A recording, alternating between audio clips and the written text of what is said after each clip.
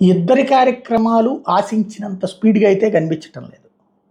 Just ప్రచార ఆర్భాటపు వ్యవహారాలు తప్పించి అధికార పక్షం తెలుగుదేశం పార్టీ కూటమికి పిలుపునిచ్చింది. కూటమిగా చేయట్లేదు, తెలుగుదేశంగా చేస్తుంది. ఏది మంచి ప్రభుత్వం, చాలా అద్భుతంగా పరిపాలన సాగుతోంది, గతపు విధ్వంసపు నుంచి బయటకు వచ్చాం, మీకు అభివృద్ధితో పాటు సంక్షేమం ఇస్తున్నామని చెప్పమని ఎమ్మెల్యేలు వెళ్తున్నారు. కానీ ఇంటింటికి ఏం కనిపించట్లా.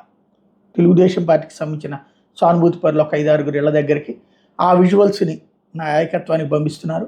ప్రతి ఇంటిని అయితే టచ్ చేయట్లేదు వాళ్ళు. అట్ ద సేమ్ టైం దారిలో నమస్కారం పెట్టుకుంటూ వెళ్తున్నారు.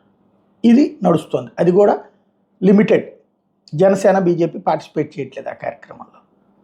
ఆ వెళ్ళిన చోట్ల మాకు ఆ పథకం ఎప్పుడు వస్తుంది, ఈ పథకం ఎప్పుడు వస్తుంది అని అడుగుతున్నారు. కాకపోతే తెలుగుదేశం కార్యకర్తలే చుట్టూ ఉంటారు కాబట్టి అది ఇది సోషల్ మీడియాలో వైరల్ కాకుండా చూసుకుంటున్నారు. అడుగుతున్న దాంట్లో అన్న 50 ఏళ్ళకి పెన్షన్ అన్నారు కదా అన్న, ఎప్పుడు వస్తుందన్న, లేకపోతే కనుక పిల్లల తల్లికి వందనం పడింది సంతోషం అన్న, మహిళలకి ఇస్తానంది, మా ఆవిడకి ఇస్తానన్నారు కదా అన్న, మా అమ్మాయి కూడా ఉందన్న 1500 ఎప్పుడు వస్తాను, ఇట్లాంటివి అడుగుతున్నటువంటిది నిజం.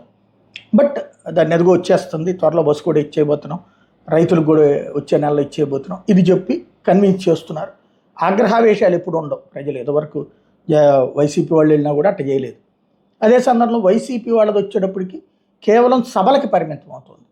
ఒక్కొక్క జిల్లా సభలో లేకపోతే ప్రాంత సభలో పెట్టుకుని, ఇది జగన్ ఇంటి దగ్గరికి వెళ్ళి చెప్పమన్నాడు కదా, ఇదిగో అంతకుముందు మేము ఉన్నప్పుడు ఇంత ఇచ్చాం, ఇప్పుడు వీళ్ళు ఏమి రావట్లేదు అన్నది, అది కేవలం సభల్లో ఉపన్యాసాల వరకు పరిమితం అవుతుంది. నాయకులు ఇంటి దగ్గరికి అయితే వాళ్ళు పోవట్లేదు, ధైర్యం చేయట్లేదు. ఇది స్పష్టంగా కనబడుతున్నటువంటి తేడా.